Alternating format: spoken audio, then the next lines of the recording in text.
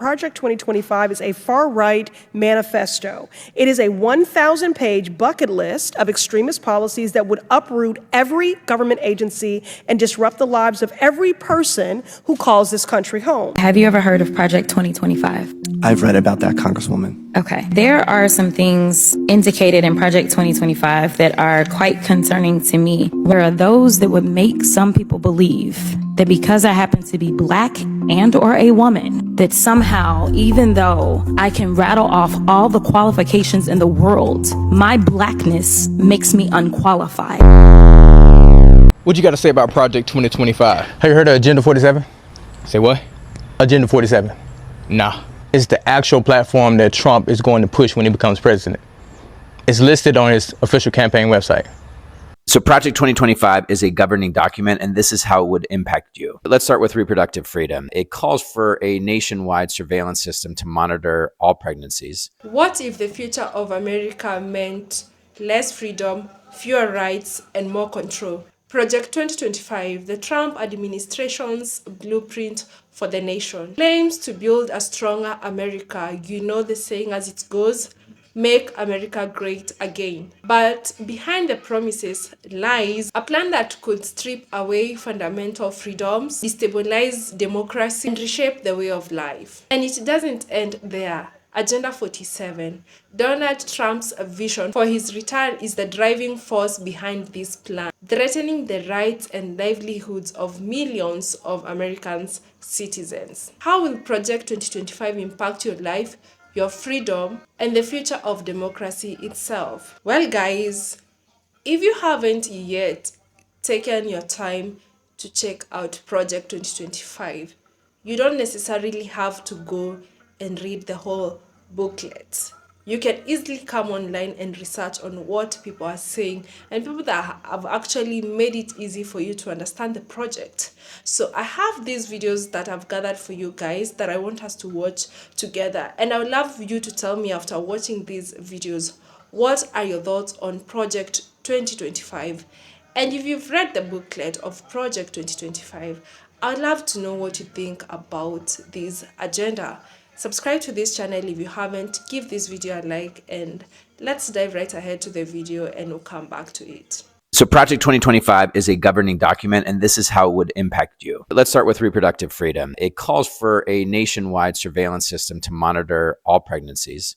It requires reports on any woman traveling out of state to seek abortion care, and takes federal legal action against local officials who refuse to bring cases against women and doctors who violate a state abortion ban. And because of the prohibitions on emergency contraception, 1.6 million women in Ohio, hundreds of thousands here in Southwest Ohio, would lose guaranteed access to free emergency contraception. So Project 2025 abolishes the Department of Education.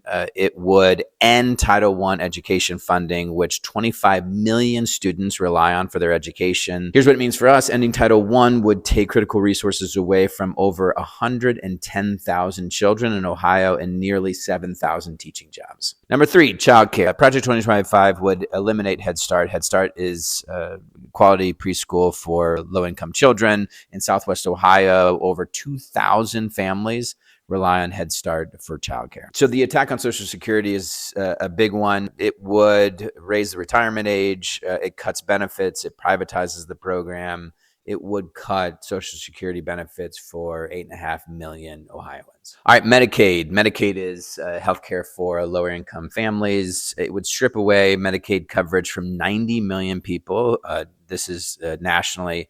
38,000 people here in Southwest Ohio would lose health insurance. I mean, you're talking about millions in Ohio. All right, number 6, SNAP is obviously the federal program that provides healthy food for millions and millions of Americans. It would cut those benefits. In Ohio alone, we're talking about 116,000 people who would lose food assistance because of Project 2025. All right, number 7, prescription drugs. We're now negotiating lower prescription drug prices. Project 2025 would get rid of that. It would impact over 120,000 people here in Southwest Ohio. So don't take my word for it. You can go online, read the whole plan. It will affect you. It's really important that everyone knows what's coming if Project 2025 is pursued. Project 2025 is a far-right manifesto. It is a 1,000-page bucket list of extremist policies that would uproot every government agency and disrupt the lives of every person who calls this country home. The Department of Education would be eliminated, cutting students off from civil rights protections and ending essential Title I funding for K through 12 schools. The Department of Justice would go on a murdering spree. It would rush to use the death penalty and expand its use to even more people while circumventing due process protections. Project 25 not only calls for national book bans in schools, but also creates a list of banned words for the federal government that would be deleted from, quote, every federal rule, agency regulation, contract, grant, and piece of legislation that exists. End quote. Here are just a few of the words on the list: diversity, gender, reproductive health, and of course, conservatives want to ban the word abortion. On that note, abortion care would be inaccessible and illegal no matter where you live. Now, we could have an entire hearing on how these policies would quite literally ruin and end lives, and I didn't even touch upon proposals for housing, climate change, worker protections, and more. If enacted, Project 2025 would destroy the federal government as we know it. Have you ever heard of Project 2025? I've read about that, Congresswoman. Okay. There are some things indicated in Project 2025 that are quite concerning to me. One of those topics is diversity in the workplace. I'm sitting here and there seemed to be this question of you're either diverse or you're qualified. All I could think about was the fact that I currently hold an honorary doctorate. I also hold a Juris Doctorate. I also hold a bachelor's. I also technically hold the rank of Lieutenant Colonel in the Civil Air Patrol, and I actually practiced law for almost 2 decades, in addition to serving on various boards, in addition to being a prior state lawmaker. And there are those that would make some people believe that because I happen to be black and or a woman, that somehow, even though I can rattle off all the qualifications in the world, my blackness makes me unqualified. What you got to say about Project 2025? Have you heard of Agenda 47? Say what? Agenda 47. Nah. It's the actual platform that Trump is going to push when he becomes president. It's listed on his official campaign website. Project 2025 is not to be found there. Matter of fact, Project 2025 was created by a conservative think tank named the Heritage Foundation. It's supposed to make it illegal to be It has homeless. nothing to do with Trump. Trump has neither endorsed nor supported this platform. He has his own. But I saw on BET. I don't care what any Hollywood elite or BET Awards show hosted by Taraji P. Henson have told you about Project 2025. It is not a talking point of President Trump's campaign, nor is it something that he's interested in. It's just another tool to fearmonger you and to just continue to vote for the same people over and over again and never breaking the cycle of chaos that we see within the black community. Once again, just look at the decades long of Democrat control over black cities. Uncle Tom. It makes sense, man. But listen, do you? Be mad at what you want to be mad at, but you ain't mad at Trump. Man, shut up, coon. At Project 2025, we're going to focus on Chapter 18, the Department of Labor and its related agencies. But the first thing I want to show you is a lesson in rhetoric, not in policy. So I want to go to page 605, in which it says the policy, it's noteworthy because they want to allow states and local governments to block their employees' right to organize a union. But the interesting thing here is how they word it, because they don't just say it outright. Quote, Congress should pass legislation allowing waivers from federal labor laws like the NLRA and FLSA under certain conditions, end quote. Sounds pretty benign, like the NLRA and the FLSA. Why doesn't the book spell out the laws? Because this thing is decidedly not an exercise in brevity. It's 922 pages. The reason they don't spell it out is because the NLRA, or the National Labor Relations Act of 1935, guarantees a worker's right to unionize their workplace. The FLSA is the Fair Labor Standards Act of 1938, which guarantees overtime pay. Project 2025 wants states to be able to ignore these basic and long-held guarantees. Forget about undoing Roe or even the civil rights movement before that. The architects of this document want to take us back even further. They basically want to undo the New Deal, but they don't want you to be able to tell that that's what they're doing, so they're hiding the ball in the hope that you won't read it at all. But even if you do read it, like my team has, you won't realize that Project 2025 wants to eliminate basic workers' rights that lifted America out of child labor and the sweatshop era. And as we covered last week, this book also plans to create taxes, raise taxes for millions of Americans. So when you pair that with the anti-worker policy that plans that are in this particular chapter, chapter 18, what you have is an all-out assault on the working class. Let's start with unions. For many, this is the first step to proper representation in the workplace. Project 2025 wants to make it easier to disband the union by eliminating the contract bar rule, which sets a standard of time before a union can be decertified. Union leaders say eliminating the contract bar rule would undermine their ability to collectively bargain at all. It also calls to eliminate project labor agreements, which are collective bargaining agreements that are unique to the construction industry.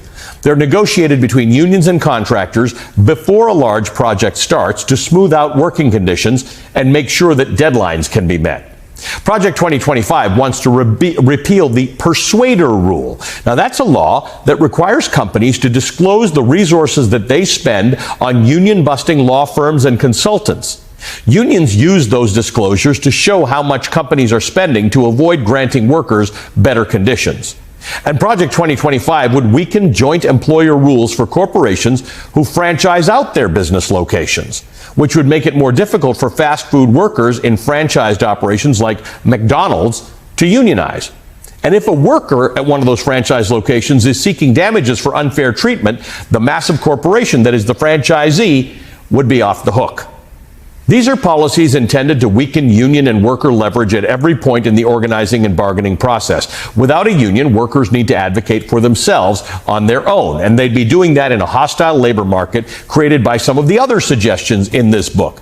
Let's turn now to page 604. That's where I am. Project 2025 calls for a repeal of the Davis-Bacon Act, which is a 93-year-old law that requires publicly funded projects to pay workers a prevailing wage that's paid to other private sector workers in the same arena. Now, repealing that would drive down public project wages at a time when federal infrastructure construction is on the rise. But it doesn't stop there. Project 2025 takes a stab at overtime pay as well. Right now, workers are eligible for overtime pay that is 1.5 times their regular rate when they work more than 40 hours a week. So I want to go back to page 592 for this one, because this is really interesting. Project 2025 suggests that employers and employees should be able to set a 2 or 4 week period over which to calculate overtime. That means if you work 45 hours this week, but 35 hours next week, no overtime for you. Okay, let's go to page 595 now. Project 2025 suggests that the government make it easier for teenagers to seek what they literally call inherently dangerous jobs. Let me read this to you.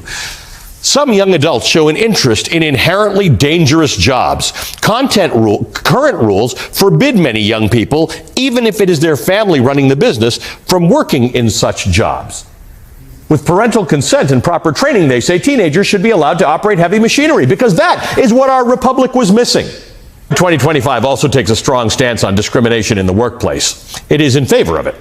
On page 583, it reads that it calls for the rescinding of the Executive Order 11246. That was an executive order that was signed by President Lyndon B. Johnson. It prohibits federal contractors from discriminating against any employee or applicant for employment because of race, color, religion, sex, or national origin. It has since been amended to also include sexual orientation and gender identity.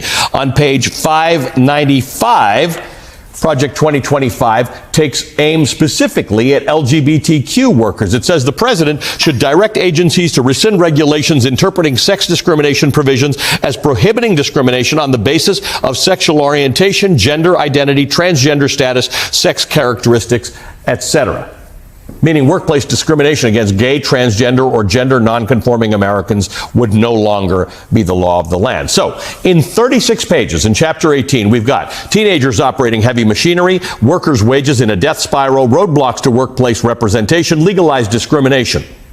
Who is this for? Who does this benefit? What do you think?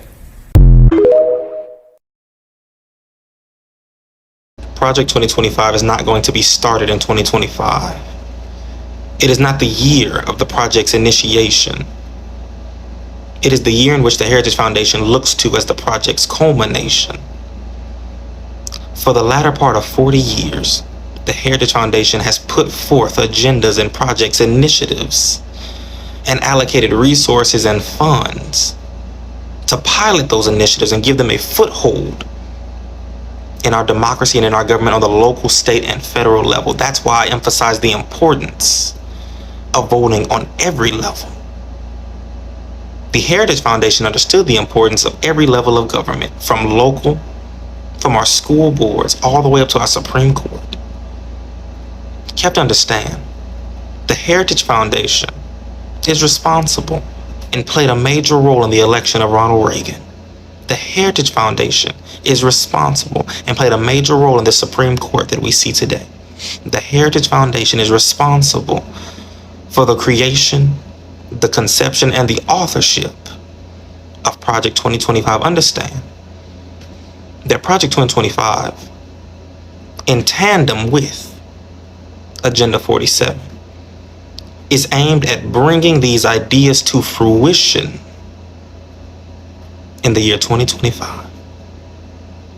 Do you understand that these ideas have been enacted already? When I hear people say, oh, it's just a conservative think tank, it's not real. It's a conservative wish list. When I hear people say that, I ask them a couple of things, starting off with the fact that in order for it to be a wish list, it means it's something that you wish to happen, which means that we've agreed that there are groups of conservatives who wish and yearn for this type of thing to happen. That's the first problem. The second problem, and the question that I ask, is have you read it? Because if you've read it for yourself, you'd understand and you'd see that this is not a wish list, a think tank, or an idea. This is reality. The things outlined in that project have already happened. It has already happened. You have to ask yourself, who has piloted such abhorrent policies, agendas, and ideas? Who was actively trying to undermine our democracy? You got to think a little bit deeper than just your political ideology. You have to think a little bit deeper than party right now. And ask yourself, why would the Supreme Court aggrandize its own power by overturning Chevron deference? It made the judiciary more powerful. Why would it do that? How does that help you and I? How does that help the people? Why would the Supreme Court rule to make a president immune from criminal prosecution, even if they commit criminal acts under their official capacity in the office of the presidency? How does that help us as the people when our leaders don't abide by the same rules that we have to abide by? How does that help us? How does it help us or anyone else to say that voting is not a fundamental right and that it's not constitutionally protected? How does that help anyone? How does that help the people? How does it help the people to dissolve the Department of Education and attack education? How does that help us? Project 2025 is not aimed at helping people. The people, us, you and I. It's not aimed at helping us. It's aimed at keeping one demographic of people in power, because they realize that they are losing their grip on power, and now they're doing everything in their power to keep it. You have to understand something. Justice does not occur while you sit in the audience and watch it walk across the stage. Justice will not come and just sit in your lap. It's not gonna fall out the sky, hit you up top the head. That's not how it works. Justice is an ever-ending initiative, action. Because people understand that if you have enough compassion, enough hope, and enough optimism,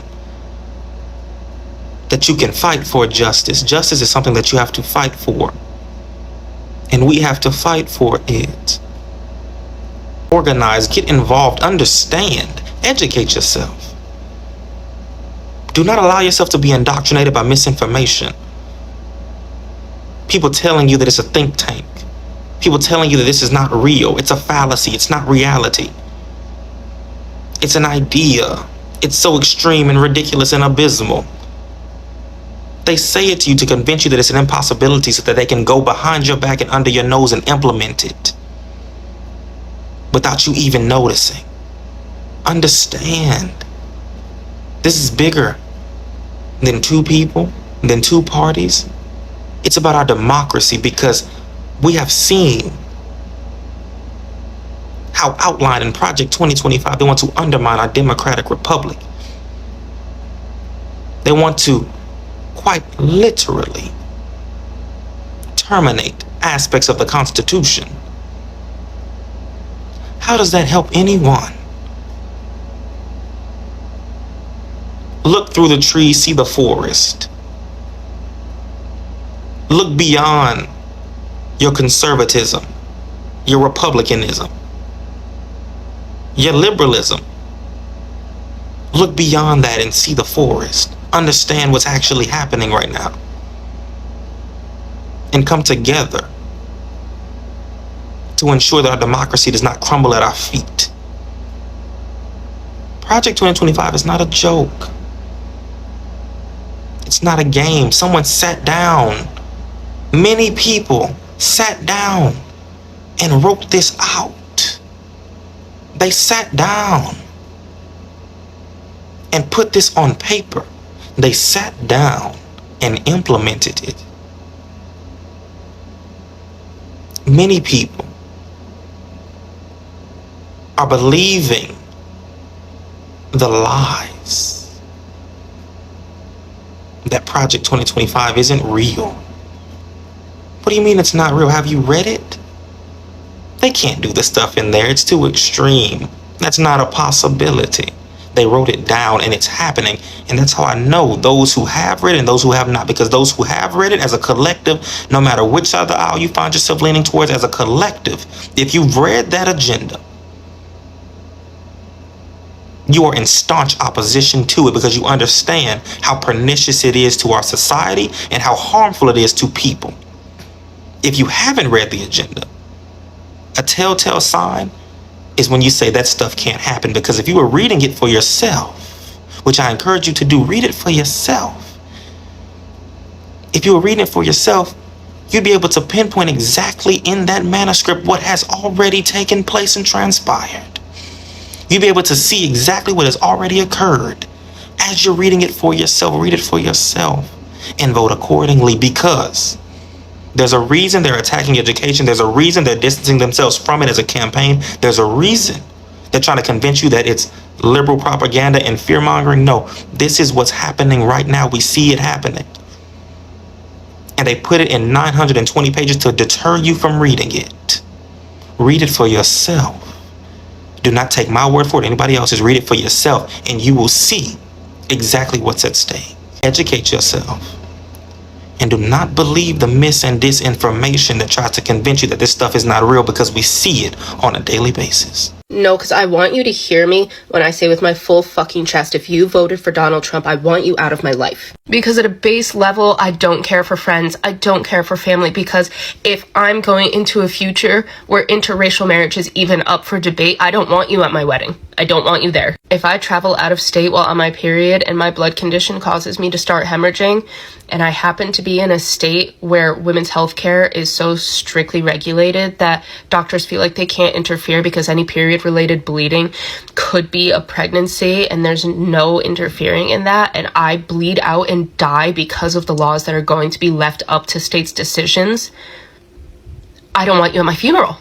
If the Department of Education is defunded and my children can't go to school unless it's at a private institution that we cannot afford, and there's no way to get any assistance in affording this, I don't want you in my kids' lives.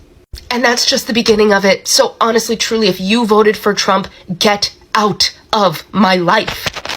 Well, guys, I hope you've understood that video, and if you haven't, you have to go and research and get to understand Project 2025. So we all know that America is actually a country that's led by democracy, and we all know that democracy is the government of the people, by the people, for the people. But when it comes to Project 2025, I feel like it's quite very different to what people believe in when it comes to democracy.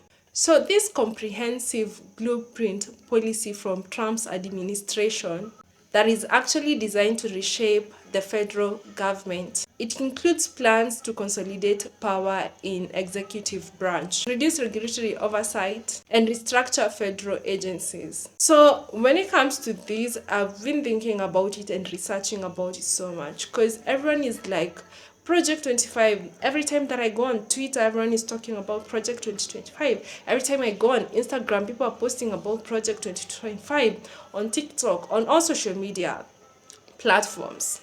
And it's quite sad that I saw with this election, I actually got to understand that most people don't look so much into the policies that they're voting in for. You just vote just because you like this specific candidate, or you're voting for that specific candidate because you don't like the other one and you feel you don't have more of options, so you're just gonna vote this candidate that you don't like, or maybe you don't hate, but because you hate the other one, you're gonna vote for this one, not even getting to understand the policies. And it's quite sad to see how many people are ignorant. Like, I was so surprised to learn that people didn't know that Obamacare was the same as Affordable Care Act. I mean, they didn't get to understand what tariffs are, and now they're online crying. And the sad part is that even after Republicans winning these elections, it's clearly seen that they're not happy, they're not satisfied. I mean, you guys should be celebrating instead of being online crying and trying to, make people's life miserable, because I've seen people attacking I've seen men attacking women, which is quite sad, guys. So what is the connection of Agenda 47 and Project 2025? Agenda 47, it's Trump's broader vision for his second term in the White House. So what does it mean when it comes to Project 2025? There's gonna be impact on personal freedom. There's gonna be surveillance and censorship, increased government surveillance, and potential suppression of dissenting voices under the guise of national security. Of course, also reproductive rights that you've all heard and also seen on other videos. Restriction of reproductive health and rights, which of course will be affecting millions of women across the United States of America. So when it comes to these and thinking about these, I can imagine what's gonna happen in case you're in a case of emergency, like when you have ectopic pregnancy, or when your daughter gets pregnant at a young age. Maybe not only at a young age, if they're said out there and you don't have any right to terminate that child. And the sad part is that because even if it's their uncles or their fathers or their nephew or their brother, because we've seen or heard of these cases, you cannot be able to terminate that fetus. Reason because it's gonna be illegal in all the states of the United States of America. It's not like before where states had the rights to vote for the rights that its people want. So it's gonna be different when it comes to this Project 2025. And I was so surprised to see actually so many women, especially pound-colored women, that voted in red and they didn't care. And especially the southern women were coming online and saying they are ready to fight and protect themselves because they felt like people said they were gonna come and jump at them, or there were so many things that were going on social media. And I got to ask myself, did they actually get to read these policies and understand them? Because if you have a daughter, if you're a woman, you are at risk. And leave alone that there's gonna be no divorce unless you show proof of physical violence from your partner, because what they're trying is to bring back the traditional household where there is a mother, a father, and you have to bring your kids together. What happens of single moms? It's gonna be very hard because I don't even understand some of these policies. Like, I don't understand how people can just sit down and come out with policies that are gonna affect people's lives. Like, do they not think that these tables can actually turn and happen to them? But I think because they have money, to them it does not concern them, and they can easily leave the country and go to another country that they'll feel they are free and they can do whatever they want with their bodies, with their marriages and their life. But what of those people that cannot leave the country? They have to live with these policies, and who knows how much longer it's gonna take if actually Project 2025 it comes to life, how much longer it's gonna take even after Trump's administration is out of office. How long will it take for some of those policies to be terminated from your constitution? I don't know what you guys think, but if you haven't yet checked Project 2025, you actually need to go and check it out, because it's actually affecting every American citizen. If you voted red, if you voted blue, this will have an effect in your life, directly or indirectly. So you have to go look at these policies and get to understand. And also, next time when you guys are voting, for those people that don't bother so much on looking at the policies, next time you make sure that you look at these policies that you're actually voting in for, because you might be voting against your own personal interest. Look at people who voted against Obamacare just because they didn't know it was the same as Affordable Care Act. Look at these business people who are happy and celebrating because they were told that the countries that import goods to our country will have to pay the tariffs. They didn't understand, or they didn't even go to check and get to understand that it's actually the consumer that pays for those tariffs. Because if I'm a business person and I get to import things from China and I'm paying higher taxes, I have to increase the cost of that certain thing or certain good that I'm selling, because I have to make my own profits. So looking at these policies, it's quite sad, because there's also going to be threats to voting rights. So I don't know how they plan to implement this, but it feels like it's going back in days that some of us that were not even born, where it's only specific people that could vote and a specific group of people could not vote, because people who are in power had their own reasons as to why they don't want those people to vote. It's actually feels more like a dictatorship government. I would love you guys to tell me what you think. This is also going to have an impact on the economy, and this will actually mostly hurt the middle class and the low class citizens. We all know, not only in America, but in every other part of the world, after COVID, life has not been easy. Everyone is complaining on how hard life is getting. Can you imagine what's going to happen when it comes to Project 2025, those tariffs? And I also heard that some schools will not also be allowed to teach the African American history or the past history that we all know about. So that means a generation to come, if this actually comes to life, they will not get to understand of the history of African Americans, which is actually quite sad. I'd love you guys to tell me what you think about this. You have to go and check. You have to go and look for yourself and understand what Project 2025 actually means for you. It means for your livelihood, your children, your marriage, your health, and so many other things. That's why I'm saying it's going to have an impact on a negative impact on every American citizen. Let me know what your thoughts are on the comment section. Thank you so much for watching up to this part. Subscribe to this channel if you haven't, and until the next episode, bye.